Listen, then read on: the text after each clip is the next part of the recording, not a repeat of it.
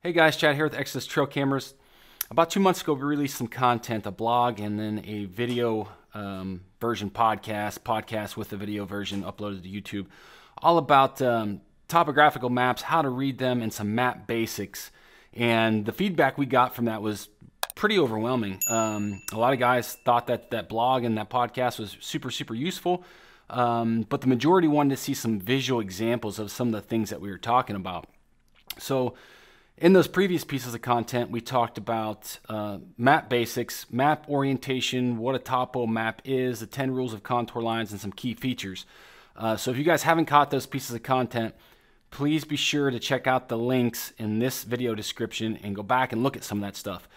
But in today's video, we're going to extend and elaborate just a little bit on how to identify some of those key terrain features using topographical maps. So we're going to look at some of the 10 rules of contour lines and how they relate to identifying some of these key features.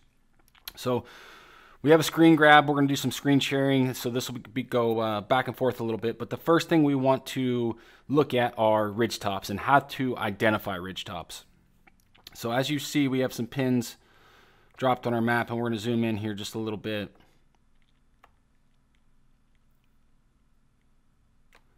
So we take a look at this pin dropped directly on this ridge top.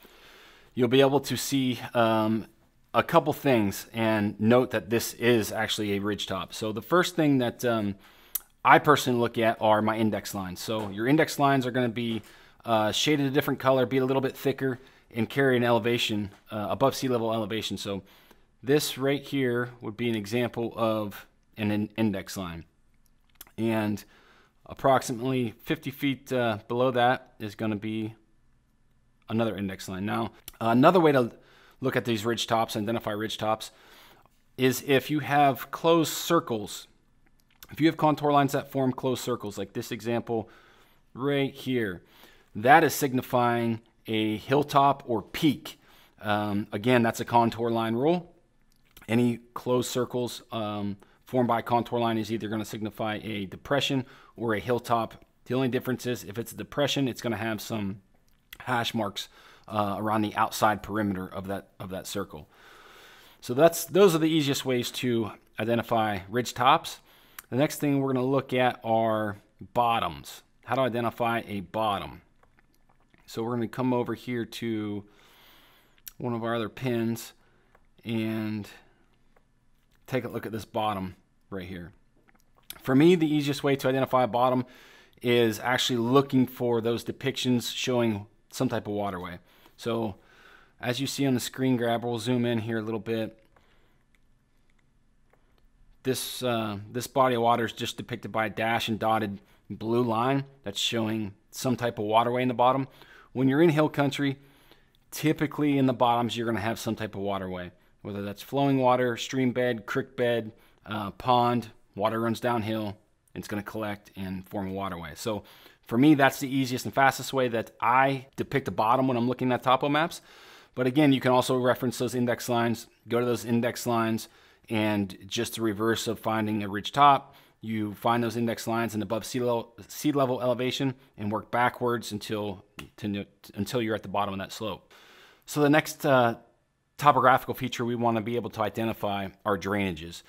And when you look at a topo map, there's a specific contour line rule that goes along with identifying drainages, and that is any contour line that makes a U or V shaped with the V or point of the U pointing uphill is signifying a drainage. So we have a couple examples to show. Right where this pin is, this is signifying a drainage. So that's marked, but that drainage is more like what guys refer to as a bowl. And as you see on these index lines, on this 1,000 foot above sea level index line, that V or U shaped is pretty rounded off.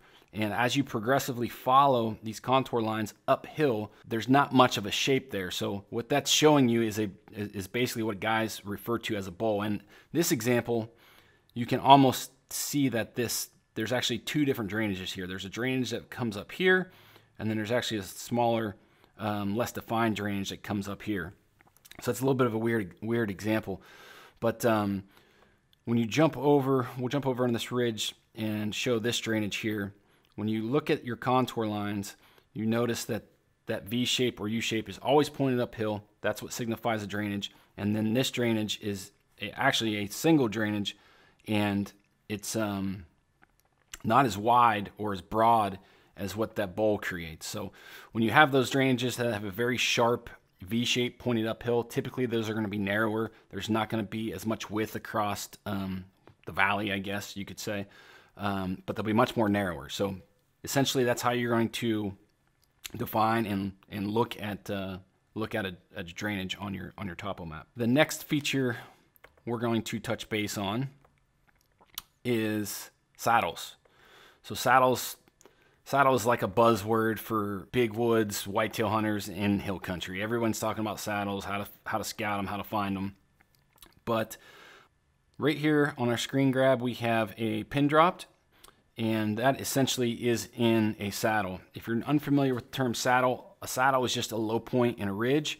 If you were to look at a skyline or a landscape view of a ridge system, if that ridge went straight and then you were to see a low spot in that ridge system, that's essentially what we're talking about. That's a saddle. So if you look at a horse saddle or a western saddle, you see the saddle horn in the back of the saddle and the saddle dips. That's all that we're talking about. That's all that this is. So you can identify saddles by these contour lines on a ridge top, where you have contour lines on each side of the saddle coming down and pointing towards each other. So if you look at the screen grab, you can see these contour lines forming a U or V shape pointed down a ridge at another series of contour lines with a V or U shape. So those contour lines are going to be pointing towards each other, and where they're not, where there's a gap and those contour lines stop, is essentially going to be the lowest point in that ridge system, and that's going to be your saddle. So saddles are pretty easy to identify in that manner. There can also be saddles that are a little bit less defined, and we'll take a look at this example right here. Now you can ignore the service road that's running through here, but as you look at, oh, a little too far. As you look at these contour lines that are forming a hilltop on this ridge system, on the ridge top, you'll notice that there's actually a saddle right between these two tops. So we don't necessarily have those contour lines forming a bunch of U-shapes or V-shapes pointing towards one another, but we know that we have an index line here, and then we have a hilltop 20 or 40 feet above that index line on either side of that saddle, which is going to create a low spot right here. So those are two good examples of saddles, how to find them. And the next thing we're going to touch base on are points or spurs. Points and spurs are those terms are kind of used interchangeably. Some guys will call them thumbs, fingers, points, spurs. It's all the same lingo. We're all talking about the same thing, just using different words. And a spur or a point is essentially a feature on a topographical map where those index lines are forming a V or U shape and they're pointing downhill. So over on our screen grab, you can see we have a series of contour lines and then, a series of index lines and then general contour lines wrapping around this point, making a U-shaped, and they're progressively pointing downhill. And if you get confused on whether what's uphill and what's downhill, again, the easiest way to do that is reference those index lines. The index lines are going to be a little bit thicker. They're going to carry above sea level elevation that's listed on your map. And that's the easiest way to really identify, which way's uphill, which way's downhill, because sometimes when you're looking at this stuff, the shading and depending on the spacing between your contour lines, it can get a little bit confusing, especially if you're new to it. So always reference those index lines. That's just a good general rule of thumb when you're unsure of exactly what you're looking at. So let's jump to benches. So a bench is essentially just a flat spot on a hillside. So when you're looking at a topographical map and looking at these contour lines, the contour lines are just showing you the 3D representation of the lay of the land. And the closer those lines are together, the steeper the grade. The further apart those lines are, the more subtle the grade. And once the lines become really spread apart, you're relatively flat. So those lines, the contour lines, are just showing you elevation change. And when you start to look at the look and scout on the topographical map, benches are sometimes hard to find, sometimes they're easy to find. And the example we have here with this pin is a relatively easy example of a bench to spot while you're looking at this.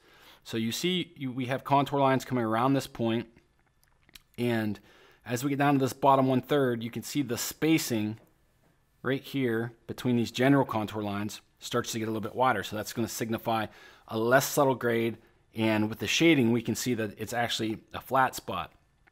So we have index line, general line, a broader spacing between the next general line, and then that general line below it starts to get a little closer. So that's showing us that there's another drop, and then there's actually another second bench down just right above this index line, and then again it repeats and gets steeper and steeper down into that bottom. That's a very easy example to kind of depict while you're scouting. There are examples of benches that you just can't see from a topographical map because of your spacing on those general contour lines. So on this portion of the map right here, we have 20-foot increments on our general lines. And if you're unsure of that, you can just check your elevation or your index lines. An index line is going to be every 5th line, and it's going to carry above the sea level elevation, like we've been saying. So you can take the first index line and the second index line, figure out what the difference there is. Right here we have 100 feet. We know that index line is every 5th line, so we have 20-foot spacing.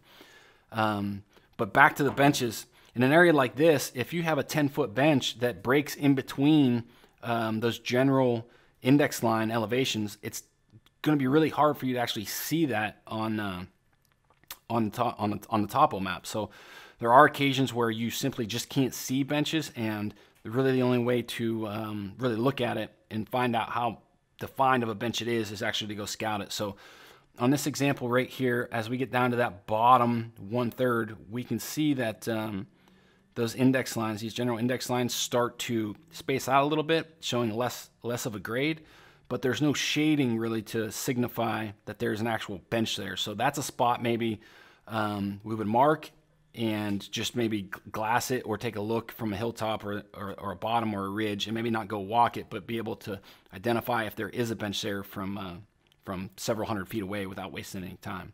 So just to recap, those are the easiest way to identify key terrain features in the whitetail woods using contour lines. All this is related to big woods, hill country, and Appalachia. If you guys are unfamiliar with those contour line rules and this still doesn't make sense to you, just Google 10 rules of contour lines. There'll be a small PDF file that pops up that you can reference, and all this is going to make a heck of a lot more sense.